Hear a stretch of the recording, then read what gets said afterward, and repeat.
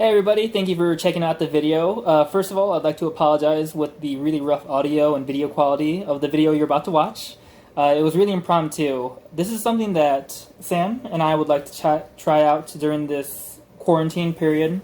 We're getting pretty stir crazy, so we would like to go out, we'd like to ideally check out fossils, animals, anything really cool that we can find, hopefully identify them correctly as well.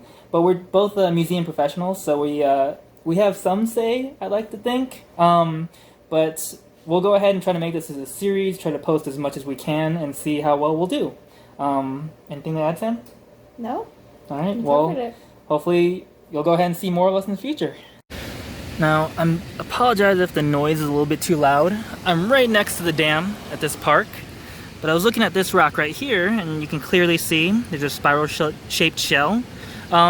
It's tough to say. I really don't know where these rocks came from, but if they did come from Ohio, then this could be a few different things. One, what I immediately thought it was when I saw it, is the curly shell of a gastropod mollusk, so something like a snail. If I'm lucky, it's tough to tell. I don't know if you see a lot of detail on it. I'm not seeing any type of chambers or anything like that would help markate what it is. It's possible it could be a nautiloid, something like a cephalopod. Once again, it's tough to tell. I don't think it's an ammonite. I think it would stand out a lot more, and the curl would be different if it was an ammonite. But it's really cool. It's on one of those really dark rocks, which I have no idea if it's limestone or not. So I have another cool rock here. Where I'm at, there's kind of a mix between a bunch of different types of rock. This lighter rock is, I think, definitely limestone.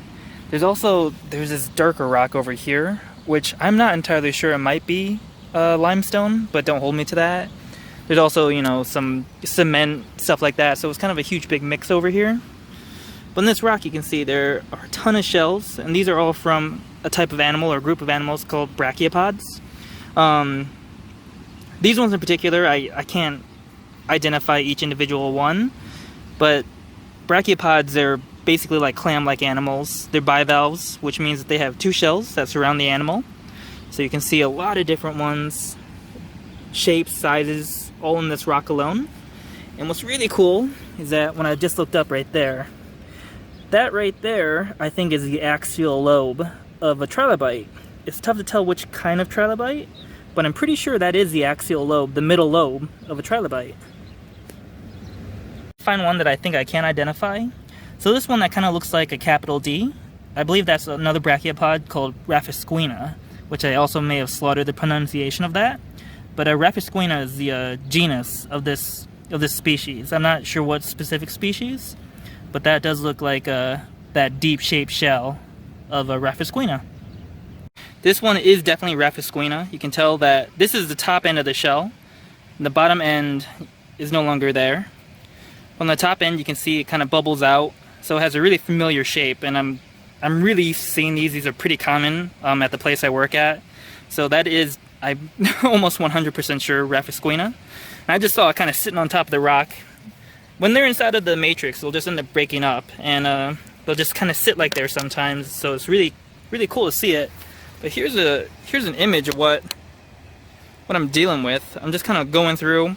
It's pretty dangerous, I think, to walk on all these rocks, which is also why I'm not saying where I am.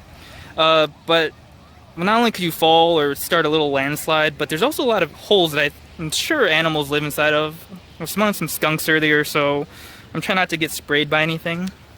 These are really cool.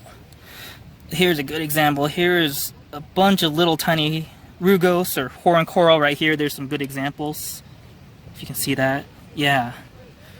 Wow, there's a lot of them on this rock, actually. What else do we have on this one? More of them. And all those animals, they're reef builders. So just like you would see on, a modern Great Barrier Reef or something like that, all these lived at the bottom. They were siphoning out the water. I'll try to walk over and not kill myself. Yeah, there's just a ton of them on these rocks over here. You can tell that they're very common. Here's a really cool example of one. You can see that. You can zoom. There we go. Alright. Yeah, more More examples right there. Seeing also a lot of brachiopods, which you expect to find.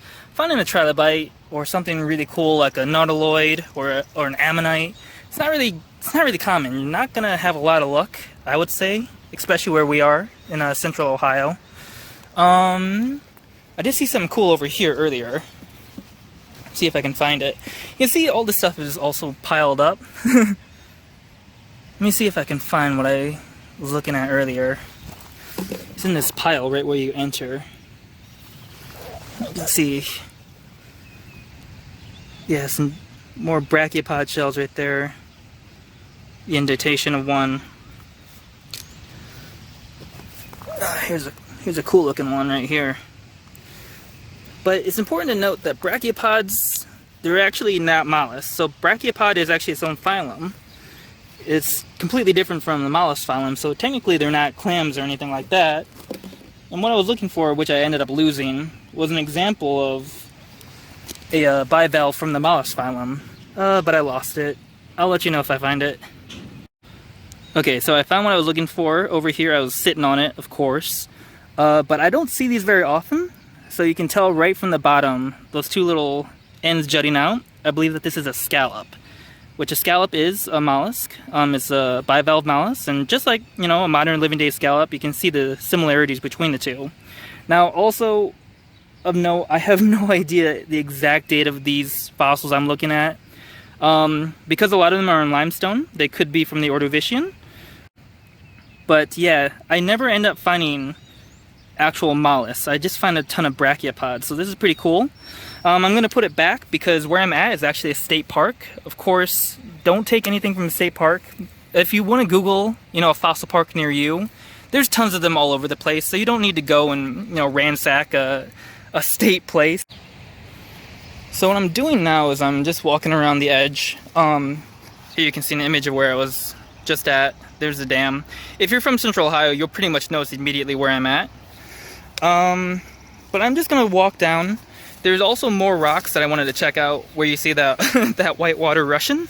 There were some fishermen over there earlier and I didn't want to get in their way. Looks like there's another bivalve right there. But yeah, I'm just keeping my eye out, looking for anything that might be on these rocks. Also trying to watch my step. I probably didn't choose the most graceful way to come down, but I'll show you what I'm going to look at next. It's a really cool park over here. Right in the middle of all this craziness too. A lot of people are utilizing it. Oh, that's really cool. It's like an indent in this one. I don't know if you can see. It's like an indent. I don't know if that's anything. If you know, go ahead and let me know.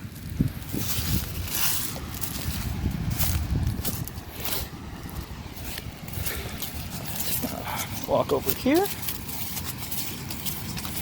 I think that they actually pull power from this dam. It looks like it, but I also have no idea. I'm not smart. And I'm walking through mud. Great. We had a lot of rain last night.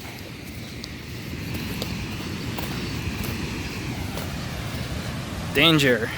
When horn sounds, beware of rapid rise in water level. Scary. Yeah, but I'm gonna go ahead and check out some of these rocks and I'll let you know if I find anything interesting over here.